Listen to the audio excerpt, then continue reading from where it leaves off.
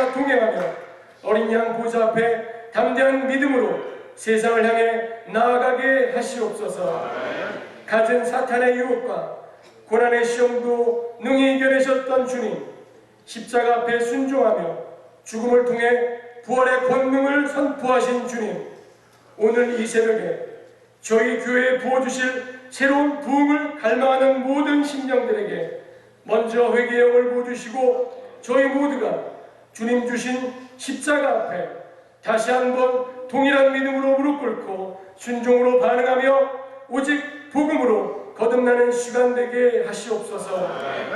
끝없는 세상의 유혹의 소가 잠시 잠깐의 유의와 쾌락의 천국을 잊고 사는 우매하고 어리석은 크리스찬이 우리들의 모습이 되지 않게 하여 주시고 우리 모두가 복음이면 충분한 믿음의 부활을 경험하는 신앙의 전성기를 맞이하게 하여 주시옵소서. 이 시간 우리에게 주시는 계시의 말씀으로 받으시기 바랍니다. 15절 말씀 제가 먼저 읽도록 하겠습니다. 거짓 선지자들의 상가라 양의 옷을 입고 너에게 나오나 속에는 노략질하는 일이라 그들의 열매로 그들을 알지니 가스나무에서 포도를 또는 엉겅퀴에서 무화과를 따겠느냐. 이와 같이 좋은 나무마다 아름다운 열매를 맺고 못된 나무가 나쁜 열매를 맺나니 좋은 나무가 나쁜 열매를 맺을 수 없고 못된 나무가 아름다운 열매를 맺을 수 없느니라. 아름다운 열매를 맺지 아니하는 나무마다 찍혀 불에 던져지느니라. 이러므로 그들의 열매로 그들을 아니라. 아멘.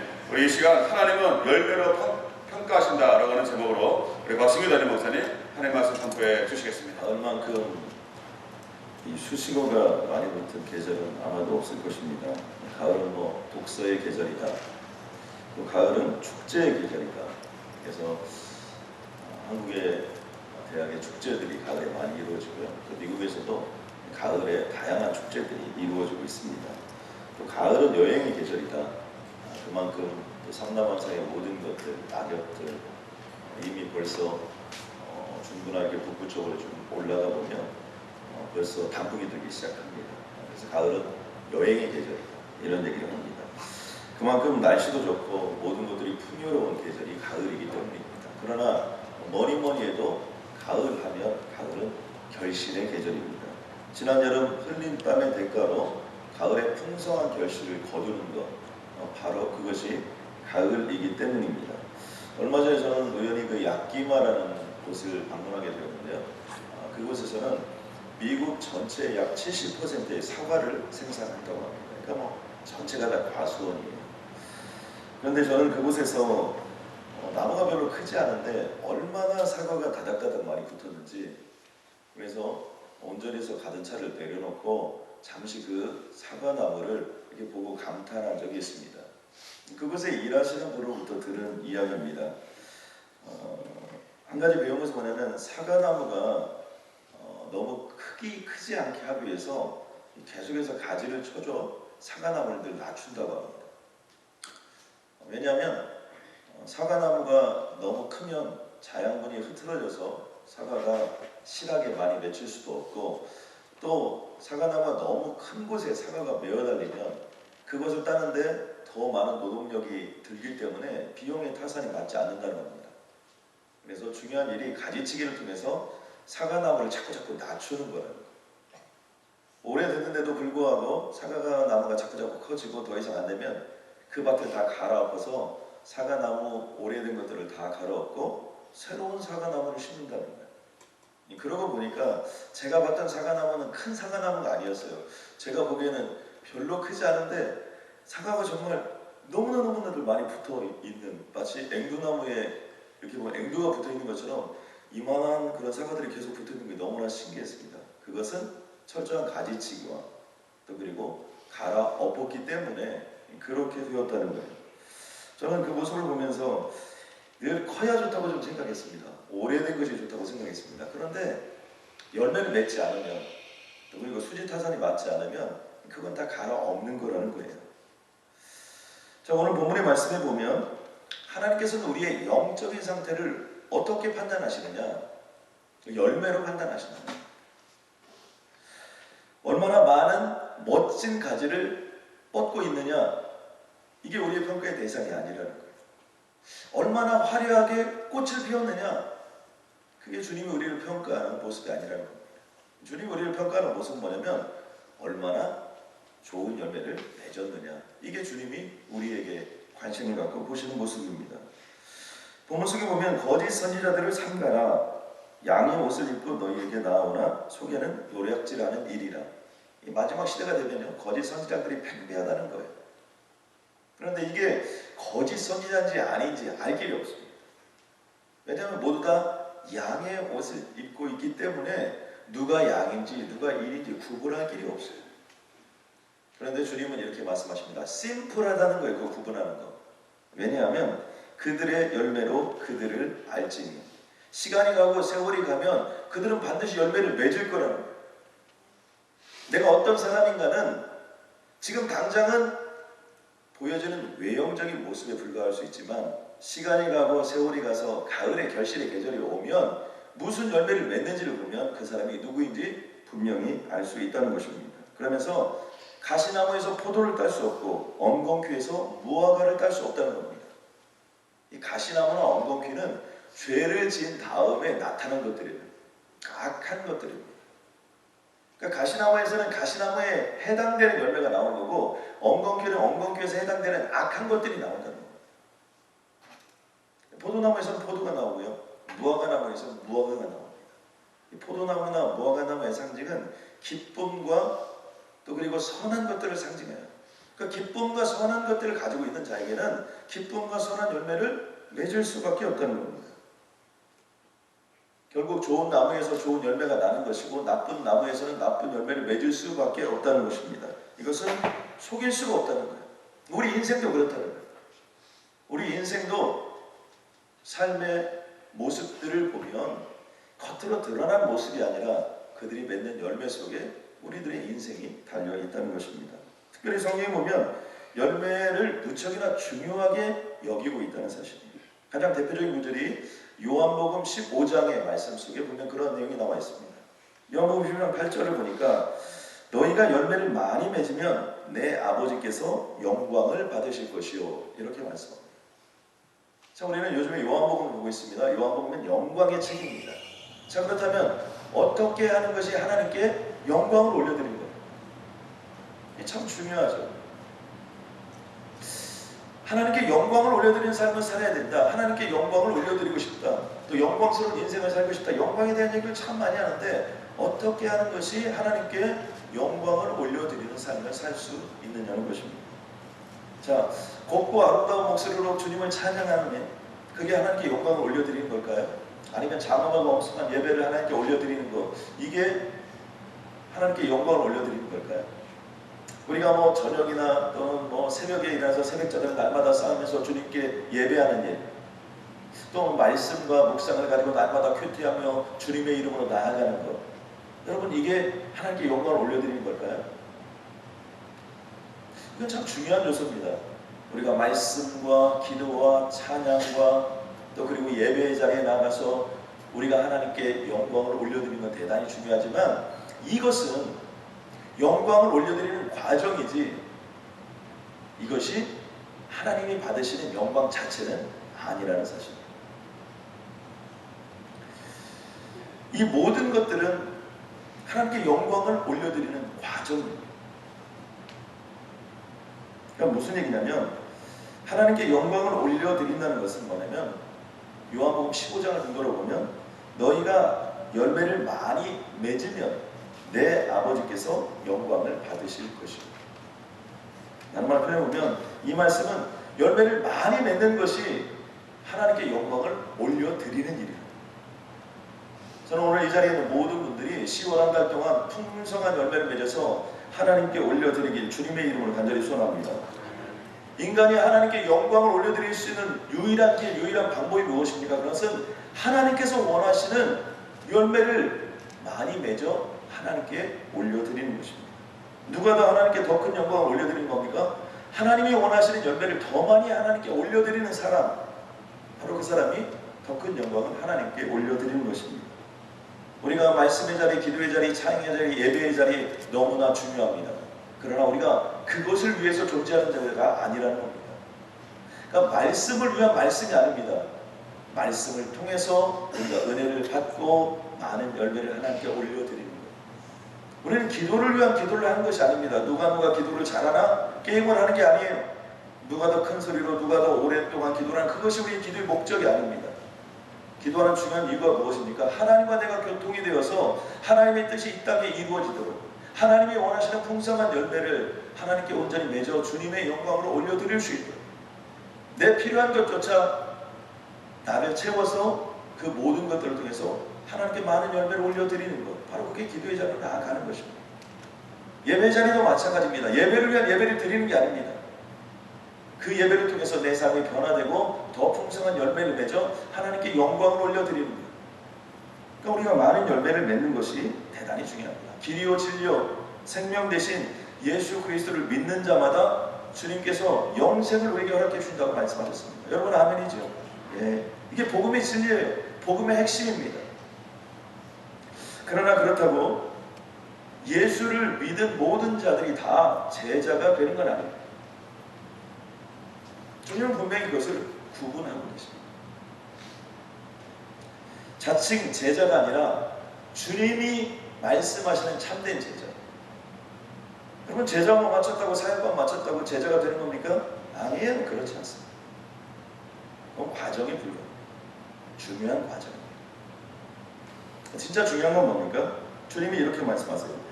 너희가 열매를 많이 맺으면 내 아버지께서 영광을 받으실 것이요. 많은 열매를 맺는 것이 주님께 영광을 올려드리는 거예요. 주님이 원하시는 열매를 많이 맺어 풍성하게 주님께 올려드리는 것. 또 하나는 뭡니까? 너희는 내 제자가 되리라. 열매를 많이 맺는 것이 제자의 본연의 모습이라는 사실입니다. 그러니까 참된 제자인가 참된 제자가 아닌가 무엇으로 결론이 나는 거예요? 내가 맺은 열매가 무엇인가로 제자의 삶의 결론이 나는 겁니다. 한번 우리 자신 한번 생각해 볼 필요가 있죠. 나는 요즘에 어떤 열매를 맺고 이 땅을 살아가고 있는가? 나는 지금까지 20년을 살았든 30년을 살았든 40년을 살았든 50년을 살았든 내 인생의 삶만큼 나는 어떤 열매를 지금 맺고 있는가? 이게 대단히 중요하다는 거예요. 왜? 그 삶의 열매를 보면 그 삶에 하나님께 영광을 올려드리는 삶인가? 내가 주님의 참된 제자의 길을 걸어가고 있는가? 그 모든 것들이 열매로 평가를 받게 된다는 거예요. 자, 열매를 맺지 못한 결과는 어떻게 될까요? 오늘 함께 읽은 본문 19절을 보니까 아름다운 열매를 맺지 아니하는 나무마다 찍혀 불에 던지느니라. 그러니까 열매를 맺지 못하면 그냥 그것으로 끝나는 것이 아니라 그것을 그냥 찍혀서 잘라버려서 불에 던져버린다. 정말로 과수원에 가니까 그렇게 하더라는 거예요. 열매를 많이 못 맺으면 아무리 나무가 크고 잘생겼고 실해도 다 뿌리채 뽑아서 갈아 엎어버리더라고요. 그래서 새로 심어. 우리가 늘 암송을 넘어서 8장에 보면 8장 5절에 육신을 따르는 자는 육신의 일을, 영을 따르는 자는 영의 일을 생각한다고 되어 있습니다. 무슨 말씀입니까? 육신을 따르는 자는 육신의 열매를 맺는다는 거예요. 영을 따르는 자는 영의 열매를 맺습니다.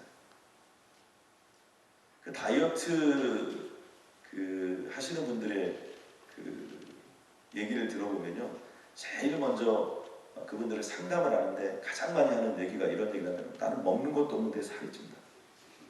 참, 나는 물만 먹어도 살이 찐다. 2, 3 체질. 그리고 거기서 제일 먼저 주는 것이 뭐냐면 차트를 하나 주고 그리고 먹는 것이 무엇인지 꼭 기록하라고 합니다. 네? 하루에 1800kg가 필요한데 얼마나 때려 먹는지 늘 1800kg를 넘는다니까. 이거 말이 필요 없어요.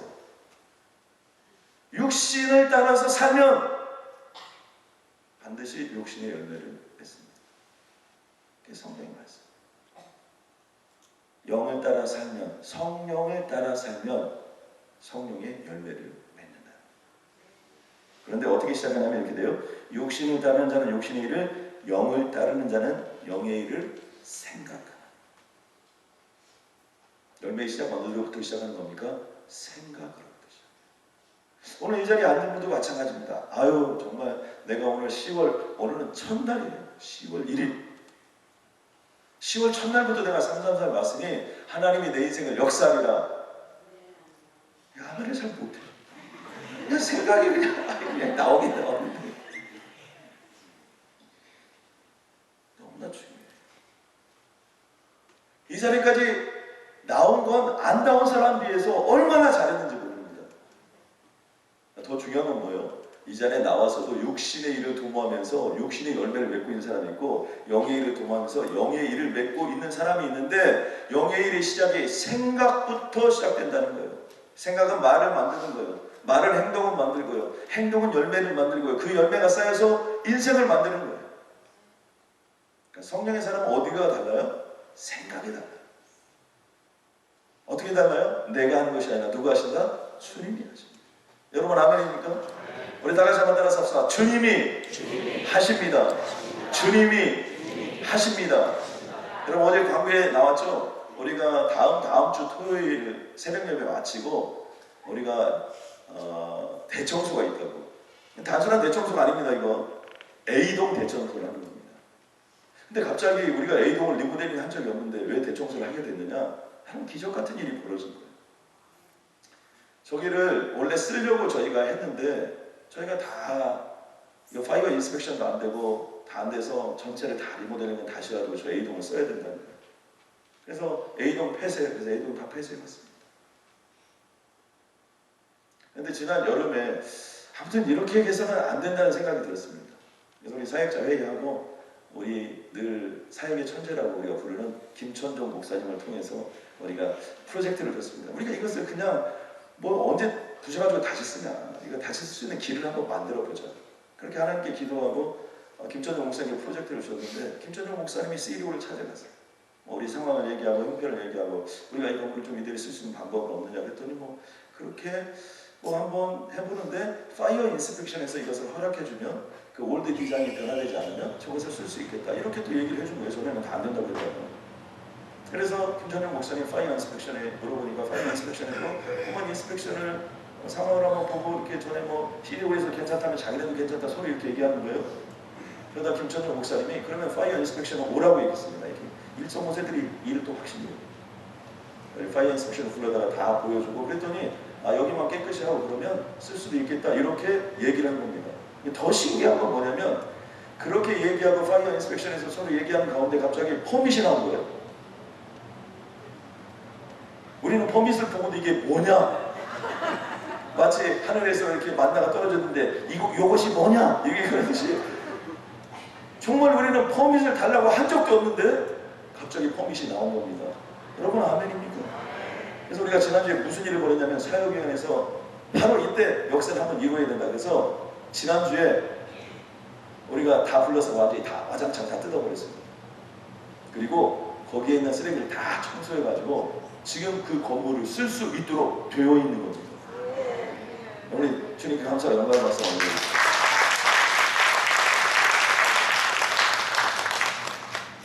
정말 기적 같은 일. 그래서 우리 집사님 중에 한 분이 그냥 비즈니스 그냥 다 내려놓고 오셔가지고 헌신하고 수고해서 거기 있는 쓰레기를 다 청소했고 다 우리가 하면 안 되잖아요. 그래서 여러분이 한 몫을 남겨놨습니다. 저는 그것을 보면서 새벽마다 여기 앉아서 또 우리의 성도님들이 새벽마다 그거 하면서 A동 리모델링을 하게 해달라고 우리 사역위원들이 여기 강단에 올라와서 매주 수요일마다 주여 A동 리모델링 거랄까요? 그러면서 근데 주님이 하시더라고요. 이야. 그래서 제가 주님이 하십니다 이런 인사를 참 많이 했는데 이번에 알았습니다. 율법이 육신으로 말미암아 연약하여 할 수 없는 그것을 누가 하는 거예요? 하나님이 하시는 거예요. 그러니까 영의 일을 생각하고 A동 리모델링에 대해서 늘 고민하고 기도하고 주님의 이름으로 나아가니까 주님이 역사해 주시더라고요. 주님이 이렇게 말씀하십니다. 육신의 생각은 사망이요 영의 생각은 생명과 평안이니라. 자꾸 육신의 것을 도모하고 육신의 것을 생각하고 육신을 따라 살면 결국에는 죽는다는 거예요. 결국에는 무너진다는 거예요. 결국에는 멸망한다는 거예요. 그러나 성령을 따라 영의 것을 생각하고 주님의 이름으로 나아가면 10월 첫날을 주님께 올려드렸던 여러분에게는 생명과 평안의 역사가 10월 한 달 동안 이루게 될 줄로 믿습니다. 이러므로 그들의 열매를 그들을 알리라. 주님이 분명히 선포했어요. 그들의 열매로, 우리의 열매로 우리가 누군지 안다는 거예요. 그러므로 우리는 열매로 평가받는다는 사실을 가슴속에 새기고, 나는 요즘 어떤 열매를 맺고 가는지를 늘 점검해야 합니다. 자, 그런데 한 가지는 뭐냐면, 그렇기 때문에 우리가 겉모습도 중요하지만 속사람이 훨씬 더 중요해요. 교회가 얼마나 많은 숫자가 모였는지 주님은 거기에 대한 관심이 있는 게 아니에요. 그 안에 얼마나 참된 제자가 많은가, 여기에 관심이 있다는 겁니다. 주님은요, 얼마나 오래되었느냐 그걸 물어보는 게 아닙니다. 얼마나 겉사람 한편이나 속사람이 날로 새로워지고 있느냐, 이걸 주님이 우리에게 물어보는 겁니다. 그러므로 내 삶의 발자취 속에서, 내 가정의 발자취 속에서, 이 교회의 발자취 속에서 어떤 열매를 맺고 있는가가 너무나 중요한 겁니다. 자, 그렇다면 주님이 원하시는 열매가 뭡니까? 우리 옆 사람에 한번 물어보세요. 주님이 원하시는 열매가 뭘까요? 예, 주님이 원하시는 열매는요, 성령의 열매입니다. 사도 바울이 갈라디아서를 쓰면서 이런 얘기를 해요. 내가 이건 사람에게 들은 것도 아니고 사람에게 배운 것도 아니다. 다른 말로 표현 뭐예요? 하나님의 직접 계시를 받고 이 글을 썼다, 그런 얘기예요. 그러므로 이것은 하나님의 뜻이라는 것을 선포하고 갈라디아서를 써요. 그런데 갈라디아에서 5장에 가장 중요한 얘기를 해요. 우리가 맺어야 될 열매가 있는데, 그 열매가 무슨 열매라는 거예요? 성령의 열매라는 거예요. 성령의 열매의 특징이 무엇입니까? 성령의 열매의 특징은요, 외적인 열매가 아니라 내적인 열매라는 사실. 오직 성령의 열매는 사랑과 희락과 화평과 오래 참음과 자비와 양성과 충성과 온유와 절제니 이 같은 것을 금지할 법이 없느니라. 여러분, 어떻게 사랑을 크기로 따질 수 있습니까? 세상 사람들은요, 얼마나 크냐, 얼마나 많냐, 얼마나 많은 유업을 남겼느냐, 이런 데 관심이 있습니다. 그것은 세상의 사고라는 겁니다. 주님이 우리에게 말씀하시고 있는 건 뭐예요? 너의 내면의 열매를 무엇을 맺고 있느냐, 그 열매로 우리 인생을 평가하겠다는 것입니다. 또 하나의 특징은 무엇입니까? 이 성령 열매의 특징은 뭐냐면, 각각의 열매가 하나같이 인격적이고요, 또 그리고 관계지향적이라는 사실입니다. 자, 사랑 혼자 할 수 있습니까? 아니에요. 사랑은 대상이 있어요. 충성 혼자 하는 겁니까? 아니에요. 관계지향적. 자, 그러면 사랑하고 싶다고 다 사랑이 되던가요? 아니에요. 그건 인격적인 요소예요. 내가 충성하고 싶다고 충성이 되나요? 아니에요. 그건 인격적인 요소예요. 우리는 무엇을 할 수 있습니까? 성령의 열매는 관계지향적이고 또 그리고 인격적이라는 사실. 그러므로 내가 예수를 믿을 처음보다 얼마나 인격적이냐, 예수를 믿을 때보다 얼마나 관계에 많은 열매를 맺고 있느냐, 이건 대단히 중요하다는 거예요. 무슨 얘기를 해도 저 사람과 신앙이 좋은 사람 같아요, 괜찮은 사람 같아요, 멋진 사람 같아도 그 사람의 관계가 날마다 파괴되어져 가고 있고 그 사람의 인격이 브로큰되어져 가고 있다면 이 사람은 아무 열매를 맺지 못하는 거예요. 그만큼 성령의 열매가 중요하다는 것입니다. 또 하나의 성령의 특징이 뭐냐면, 이 열매를 맺어 다른 사람에게 주는 것입니다. 여러분 어떻습니까? 사랑 어떻게 하는 거예요? 다른 사람에게 주는 거예요. 온유 어떻게 되는 거예요? 온유한 것을 가지고 다른 사람에게 주는 겁니다. 오래 참음, 뭐를 오래 참는 거예요? 다른 사람에 대해서 오래 참는 거예요. 끊임없이 뭡니까? 다른 사람에게 나누어 주는 거예요. 그러므로 우리가 10월 한 달 동안 다른 것이 아니라 이런 노력을 한번 해보면 좋을 것 같아요. 정말 10월 한 달은 내가 풍성히 남겨서 다 나눠주리라. 여러분 아멘입니까? 내가 10월 한 달만큼은 그냥 풍성히 남겨서 다 나눠주리라. 10월 한 달만큼은 내가 외면적인 이런 부분도 중요하게 생각이 되었지만 진짜로 내 내면이 정말 알차게 주님께 올려드리려. 10월 한 달만큼은 나의 삶 속에서 내가 어떤 관계에서든지 인격적인 부분에서든지 내가 정말 좋은 관계를 맺고 인격적인 부분들을 통해서 성장하고 자라가리라. 여러분 이렇게 결론을 내리고 10월 한 달을 살아간다면 하나님께서 여러분의 인생에 가장 귀한 것으로 남겨주실 줄로 믿습니다. 여러분 무엇인가를 부수고 무엇인가를 파괴하고 우리들의 인생이 잘 될 거라고 생각할 수 있지만 여러분 그렇게 되지 않았어요. 젊은 두 사람이 지혜자를 찾아와서 이렇게 얘기했습니다. 나는 인생이 잘 무엇인지 저희들은 너무나 모르겠습니다. 우리 현자께서, 우리 지혜자께서 한번 인생이 뭔지를 가르쳐 주십시오. 그러니까 이 지혜자가 이 두 젊은이 데리고 과수원으로 갔더라고요. 그래서 이 과수원을 지금부터 지나면서 여러분들이 마음껏 사과나무를 보시고 이 사과 중에 제일 큰 것을 하나 따보십시오. 그럼 제가 저 뒷문에서 기다릴 텐데 그때 큰 사과를 따온 사람에게 상을 주겠습니다. 대신에 원칙과 룰이 하나 있습니다. 그것은 뭐냐면 한 번 지나친 길은 다시는 돌아올 수 없습니다. 두 사람이 이제 출발했습니다. 첫 번째 사람이 출발했는데 이 첫 번째 사람은 여기 가다가 보니까 사과들이 너무 많아요. 저처럼 사과나무 보고 반응 같아요. 사과 큰 거 보니까 이것도 큰 거 같고 저것도 큰 거 같고 조금 더 가니까 이것도 크고 저것도 큰 거 같고 그래서 아유 이거 뭐 큰 것들이 너무나 많구나 그렇게 해서 그 중에 자기가 제일 크다고 생각하는 사과를 하나 딱 땄습니다. 따가지고 이것이 제일 크겠지라고 생각하고 가는데 고개를 들 수가 없었던 거예요.